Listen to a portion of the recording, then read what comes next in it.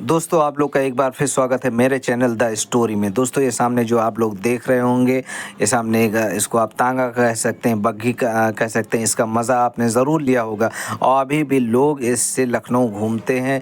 जी हाँ, मैं लखनऊ के छोटे इमामबाड़ा के सामने जो मार्केट वहाँ खड़ा हुआ हूँ और इस समय इस मार्केट को जो भी देखता होगा उस समय ये इमेजिन करता होगा कि उस समय ये कितना ये यहाँ का बाज़ार गुलजार रहता होगा। और ये जो आप देख रहे हो इसकी खूबसूरती, इसके गेट की खूबसूरती है। रूमी गेट से कम ये खूबसूरत गेट नहीं है, लेकिन बस इसका रेनोवेशन नहीं हुआ है। ये हमारे ख्याल से हुसैनाबाद ट्रस्ट का हिस्सा है। ये सारी प्रॉपर्टियाँ उनको ऐसा कराना चाहिए, लेकिन उसका कानूनी क्या होता है, किस लिए नहीं करा रहे हैं, इसमें इसको हम नहीं जानते। लेकिन ये इतनी खूबसूरती अभी इतनी खूबसूरत मार्केट लगती है। इसको अपने जो लोग घूमने आते हैं इसको इमेजिन करते हैं ये मार्केटें सारी जो नई वाले स्टॉल इनको हटा दिया जाए तो देखिए कितना सुंदर, कितनी अच्छी जगह लगेगी, कितना अच्छा लगेगा। तो ये सारी इसके आसपास की जो प्रॉपर्टी उस समय मुग़लों के समय का मुग़ल के या नवाब के कह सकते हैं, नवाबों के समय का जो कलाकारी थी, जो संस्कृति थी, उस समय जो आर्किटेक्चर थे, आर्किटेक्ट थे सॉरी, और उस समय जो भी आर्किटेक्चर था उस समय का, जो चीज़ का फॉलो करते थे। हमारे ख्याल से उस समय के ये लोग ईरान वगैरह का बहुत फॉलो करते थे।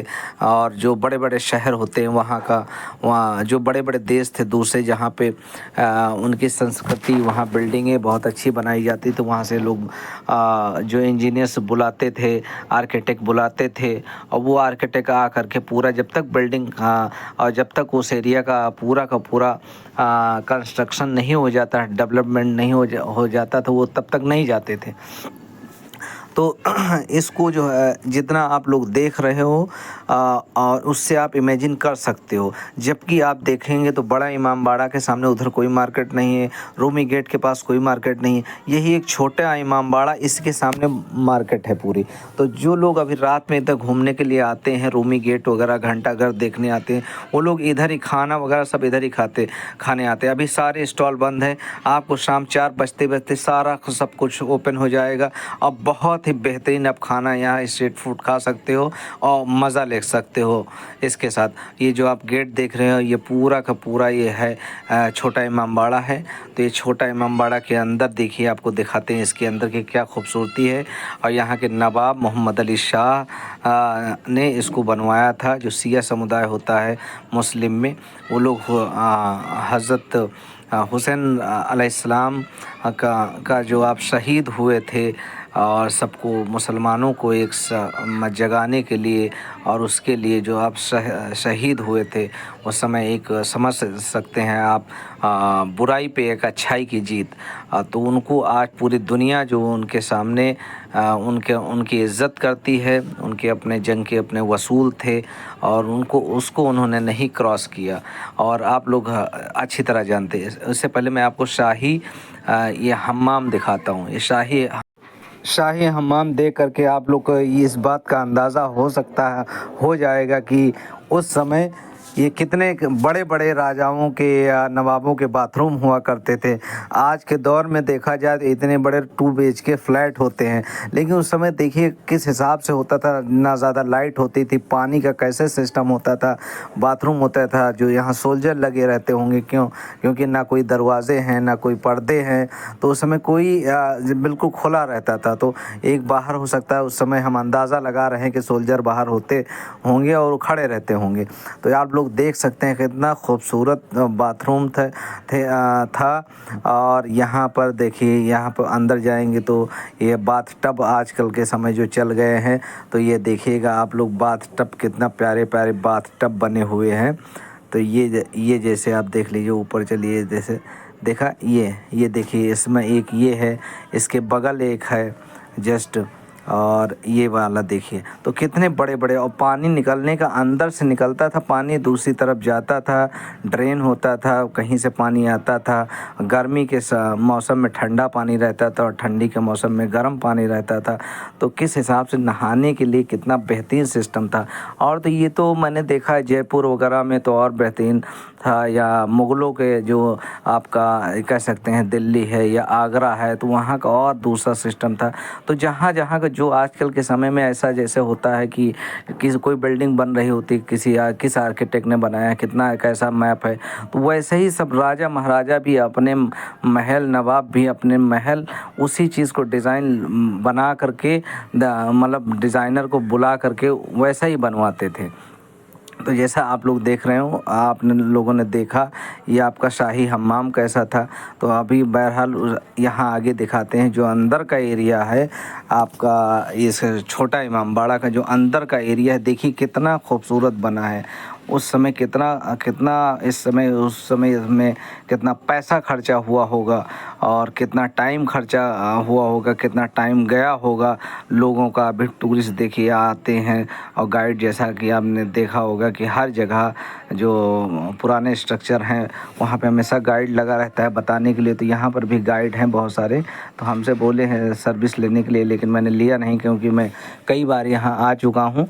लेकिन इस बार मैं पहली बार ऐसा है कि मैं आप लोग को दिखा रहा हूँ कैमरे से कि कितना खूबसूरत है। क्योंकि अक्सर मैं लोग इस बीच इस बारे में हमसे बहस भी करते हैं। बहुत सारे लोग जो बाहर से आते हैं तो बोलते हैं हमको इमामबाड़ा देखना है, तो हमसे अक्सर लोगों ने दिखाया ये इमामबाड़ा है। लेकिन मैं उनसे बोलता हूँ हमेशा ये इमामबाड़ा तो ठीक है, लेकिन आपको अंदर अगर आगे देखना है तो आगे जाइएगा, उसे घंटा घर के आगे रूमी दरवाज़ा, रूमी गेट है, रूमी गेट के आगे मार्केट है, मार्केट में वहाँ छोटा इमामबाड़ा।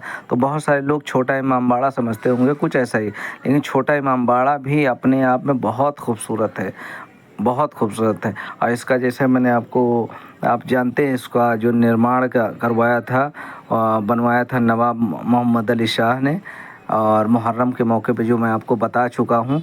लेकिन इसके आसपास देखिए इमामबाड़ा के साथ में जो मस्जिदें बनी हैं इधर, और ये जो उस समय का ये मकराना का संगमरमर बहुत फेमस था। तो करीब करीब हमारे ख्याल से जहाँ का जितना जो संगमरमर होता था उसको लोग उस समय के नवाब उसको अक्सर मंगाया करते थे और उसी से बिल्डिंग बनाया करते थे। तो इसकी खूबसूरती देख सकते हैं कितनी बेहतरीन है। और जब यहाँ मुहर्रम के मौसम में, मुहर्रम का मौका होता है तो मुहर्रम के टाइम पे यहाँ बहुत ज़्यादा भीड़ होती है सब आस-पास, क्योंकि वो एक इसको रिलीजियस प्लेस के तौर पे इसको देखते हैं। और साथ में ये जो ये चूँकि ट्रस्ट की सब प्रॉपर्टी, इसलिए इसको टूरिस्ट के लिए भी ओपन किया जाता है। तो इसकी कलाकारी वगैरह देखिएगा। और अंदर इसके जो है इसके अंदर बेल्जियम से मंगा करके झूमर वगैरह सब मंगा रखे गए हैं, लगाए गए हैं। तो काफ़ी खूबसूरत अंदर झूमर है। अंदर आप जब भी अंदर जाइएगा अंदर का, तो बहुत अच्छा, बहुत खूबसूरत है। अंदर एंटीक चीज़ें हैं, बिल्कुल एंटीक चीज़ें हैं जो इतना खूबसूरत है। तो ये ज़्यादा अंदर जाने नहीं देते। अगर कोई जाता है तो चप्पल वगैरह उतार करके जाता है। तो कभी कभी भी जाइए, कहीं भी जाइए, अगर कोई रिलीजियस प्लेस है या ऐसे कोई प्लेस अगर किसी को एतराज़ है तो वहाँ आप हमेशा वहाँ के जो नियम कानून हैं उनको फॉलो करते हुए जाइए। तो फ़ोटोग्राफ़ी बहुत सारे लोग करने आते हैं, फ़ोटोग्राफ़ी वीडियोग्राफ़ी लोग करते हैं। तो बहुत सुंदर जगह है। तो इसके बारे में आप लोग जानते होंगे हमेशा। तो आप लोग जब तक ये विजुअल में देख रहे हैं कि कितने खूबसूरत यहाँ का खूबसूरत बिल्डिंग, ये खूबसूरत आर्च या खूबसूरत गैलरी बनी है। इसके साथ में अगर आप कुछ छोटी छोटी कुछ बातें बता दूं, जैसे यहाँ पे टोटल नवाब कितने हुए हैं, तो मैं आपको बताने की कोशिश कर रहा हूँ। देखिए पहले जो नवाब हुए हैं वो शहादत अली ख़ान, मैं जिनका मकबरा मैंने इससे पिछले वाले वीडियो में आप लोग को दिखाया है, कितना खूबसूरत उनके लड़के ने उनका मकबरा बनवाया है उनको। वो भी अपने आप में एक बहुत अच्छी कारीगरी है। तो वो पहले नवाब हुए हैं 1722 में से 1739 तक, ये शहादत अली ख़ान हुए हैं। दूसरे हुए सफदरजंग हुए 1739 से 1754 तक। और तीसरे हुए हैं शुजाउद्दौला 1754-1775 तक हुए हैं। फिर चौथे हुए हैं आसफ़ुद्दौला 1775 से 1797 तक। और वज़ीर अली ख़ान हुए 1797 में, ये बहुत ही कम समय के लिए हुए थे। फिर हुए सादत अली ख़ान हुए हैं जो कि 1798 से 1814 तक हुए हैं। और फिर गाज़ीउद्दीन हैदर हुए हैं, वो 1814 से 1827 तक हुए हैं, जो अवध के पहले राजा के रूप में घोषित किए गए थे। फिर नसीरुद्दीन हैदर हुए हैं, और उसके बाद नसीरुद्दीन हैदर के बाद जो हुए थे, नसीरुद्दीन हैदर हुए थे 1827 से 1837 के बीच में हुए। और इनका थोड़ा राज थोड़ा शासन इनका कमज़ोर था। और फिर उसके मोहम्मद अली शाह हुए, जो 1837 से 1842 तक हुए। मोहम्मद अली शाह जिन्होंने इस इमामबाड़े को बनवाया है, छोटा इमामबाड़ा को बनवाने वाले यही नवाब थे। उसके बाद हुए अमजद अली शाह हुए, 1842 से 1847 तक हुए हैं। उसके बाद फिर हुए हैं जो हम लोग को बहुत बचपन से अभी से तक पढ़ाया जाता है, वाजिद अली शाह, जो ये 1847 से हुए 1856 तक ये हुए हैं। फिर अंतिम नवाब ये थे जिन्हें अंग्रेज़ों ने 1856 में सत्ता से हटा दिया। उनका शासनकाल संस्कृति और समृद्धि के लिए जाना जाता है, लेकिन अंग्रेजी साम्राज्य के अंतर्गत उनका पतन हुआ था।